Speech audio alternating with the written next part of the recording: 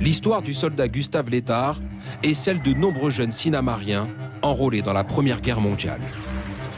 En 1915, âgé de 23 ans, il arrive à Saint-Nazaire et incorpore le 4e régiment des Zouaves en tant qu'aide de camp. Son lieutenant est tué en mission. Gustave Létard se retrouve alors dans les tranchées. La suite, c'est son fils, Raphaël Létard, qui nous la raconte.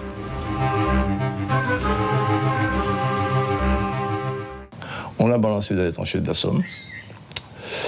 Il a tenu ce qu'il a pu, 1 mois, 2 mois, je n'en sais rien. Les pieds dans la boue, ne pas pouvoir se déshabiller, les poux qui le bouffent sous la vareuse, et tout ce qui s'ensuit. Il y a eu des traces indélébiles jusqu'à sa mort. Des traces de poux comme ça, comme des autoroutes sur son dos, sur son tronc, mais partout.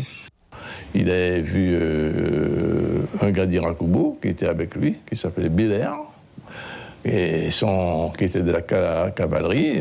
Son capitaine est venu le trouver. Belair, tu m'accompagnes, et tu vois ça. Ils sont partis. Bon, allez, balayez. Quand on l'a sorti de cette même tranchée, moribond sur sa civière, quand il passait vers l'arrière, le médecin militaire l'a regardé. Il avait toujours conscience, il avait toujours un petit peu de conscience. Oh, celui-là, il n'a pas pour longtemps. On a repris le bateau à Saint-Nazaire, on l'a envoyé. Et deuxième chance encore de sa vie, sur ce bateau-là, le bateau a subi 2 tirs de torpille. Et comme il avait un bon patron, le patron a esquivé les torpilles, s'est passé à l'arrière.